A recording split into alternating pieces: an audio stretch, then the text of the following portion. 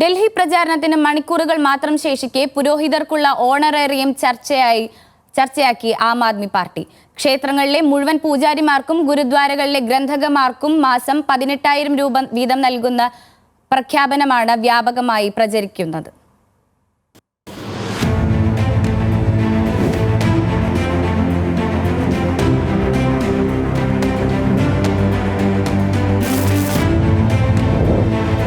ചെറുതും വലുതുമായ 1000-ലേറെ ക്ഷേത്രങ്ങളാണ് ഡൽഹിയിൽ.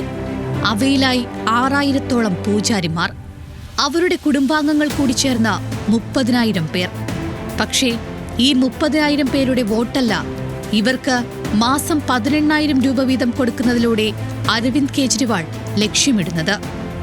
ഹിന്ദു ക്ഷേമത്തിനൊപ്പമുള്ള സർക്കാരാണെന്ന പ്രഖ്യാപനമാണ് പൂജാരി ഗ്രന്ഥി സമ്മാൻ യോജന.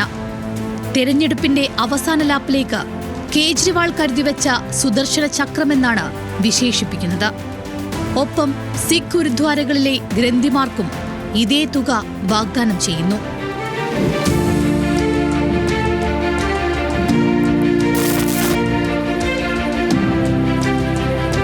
കേജ്രിവാൾ ഹിന്ദു വോട്ടുകളിലേക്ക് കടന്നുകയറുമെന്ന ഭീതിയിൽ BJP ഇതോടെ തീവ്ര നിലപാടിലേക്ക് ചുവടുമാറ്റി.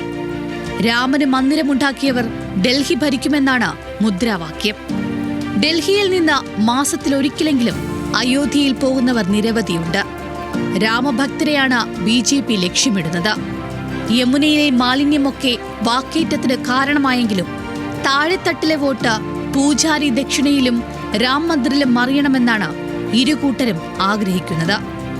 ബുദ്ധരും ജൈനരും വാൽമീകിമാരും എന്തു ചെയ്യണമെന്ന ചോദ്യവുമായി കോൺഗ്രസും പ്രചാരണം ശക്തമാക്കി. ഡൽഹിയിലെ മോസ്കുകളിലെ ഇമാംമാർക്കും മറ്റു ജീവനക്കാർക്കും 18,000 രൂപയും 16,000 രൂപയും വീതം ഡൽഹി വഖഫ് ബോർഡ് നിലവിൽ നൽകുന്നുണ്ട്. ഈ തുക തന്നെയാണ് പൂജാരിമാർക്കും സിഖ് ഗ്രന്ഥിമാർക്കും കേജ്രിവാൾ കഴിഞ്ഞ ദിവസം വാഗ്ദാനം ചെയ്തത്. ക്ഷേത്രങ്ങളിൽ സാധാരണ പൂജാരിമാർക്ക് 10,000 രൂപയൊക്കെയാണ് ഡൽഹിയിലെ ശമ്പളം. അതിനു പുറമെ 18,000 എന്നാണ് വാഗ്ദാനം. പുതിയ ആം ആദ്മി സർക്കാർ ജയിച്ചു വന്നാലാണ് സമ്മാനം കിട്ടുകയെങ്കിലും തന്ത്രസംഘടനകൾ പൂജാരിമാരുടെ രജിസ്ട്രേഷൻ ആരംഭിച്ചു കഴിഞ്ഞു. Election desk, news Malayalam.